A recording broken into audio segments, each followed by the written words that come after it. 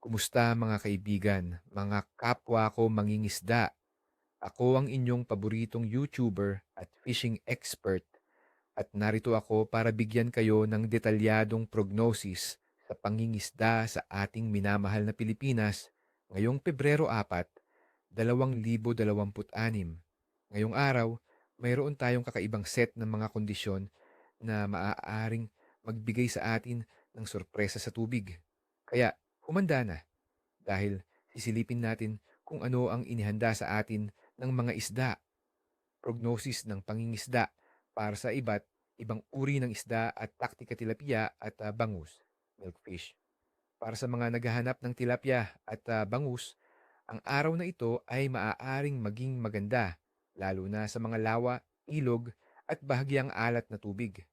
Dahil sa mainit na temperatura ng tubig na umaabot sa mga 27 hanggang 29 na degree Celsius, ang mga isdang ito ay magiging aktibo sa paghahanap ng pagkain. Hanapin sila sa mga mabababaw na bahagi, malapit sa mga damo o istruktura kung saan sila nagtatago at kumakain. Gumamit ng simpleng pamansing o bingwit na may pelleted bait, tinapay o bulate. Sa aking karanasan, ang isang light tackle setup na may maliit na float ay epektibo. Subukan ninyong mag-tune ng konting tinapay or rice bran para mas maakit ang mga isda. Ito ay isang munting lihim na madalas kong ginagamit. Lapu-lapu, grouper.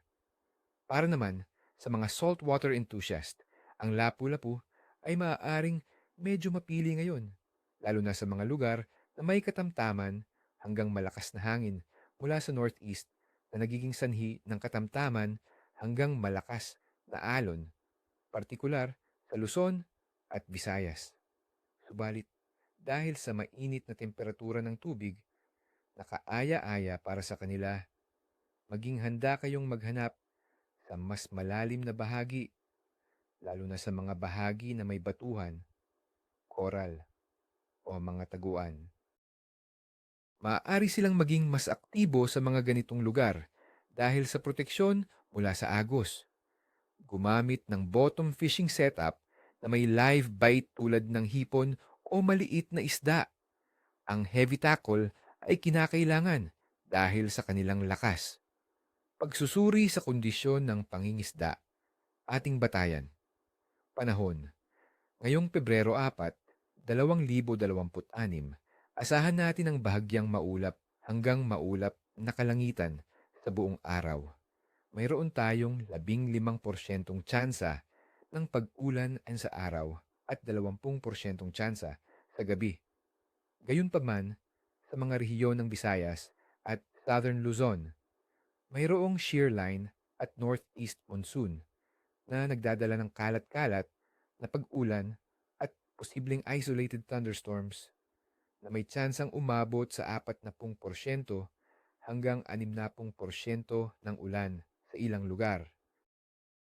Ang hangin ay katamtaman hanggang malakas mula sa northeast sa Luzon at Visayas na magdudulot ng katamtaman hanggang malakas na alon. Sa Mindanao naman, mahina hanggang katamtaman ang hangin mula northeast hanggang northwest na may mahina hanggang katamtaman na alon. Ang presyo ng atmosfera ay maaaring magbago-bago dahil sa mga sistemang ito ng panahon. Ang mga biglaang pagbabago sa presyon, lalo na ang pagbaba, ay kadalasang nagiging sanhi ng pagiging mas kaunti ng kagat ng isda. Kaya, maging alerto sa biglaang pagbabago ng panahon. Temperatura ng tubig.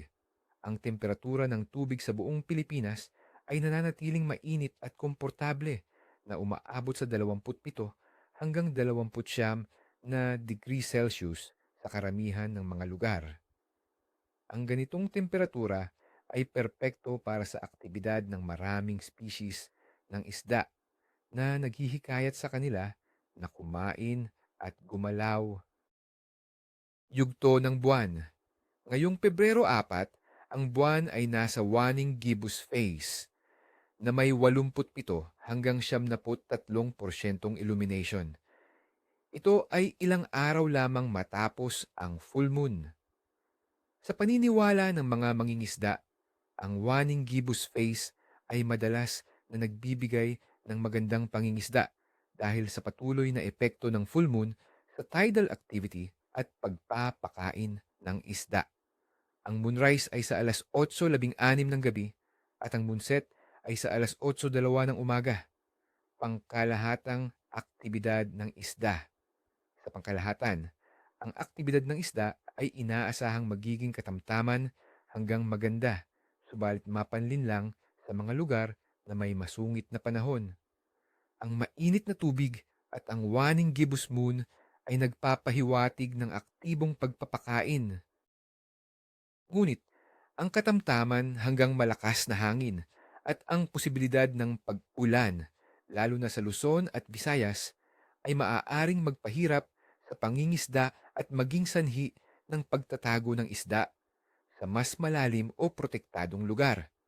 Kaya, ang kagat ay maaaring maging kapritsoso, ngunit sa tamang diskarte at lokasyon, sigurado akong makakahuli kayo.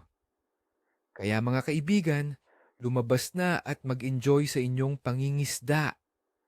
Walang hihigit sa pagiging nasa labas, nakikipag-ugnayan sa kalikasan, at syempre, ang thrill ng huli. Sana ay makatulong ang prognosis na ito sa inyong adventure. I-like ang video na ito, mag-subscribe sa channel at pindutin ang notification bell para updated kayo sa lahat ng aking fishing tips at prognosis. At syempre, huwag kalimutang mag-comment sa ibaba. Anong huli ninyo kahapon? Ano ang mga plano ninyo sa weekend? Ibahagi ang inyong mga karanasan at obserbasyon ni isang buntot, ni isang kaliskis sa inyong lahat.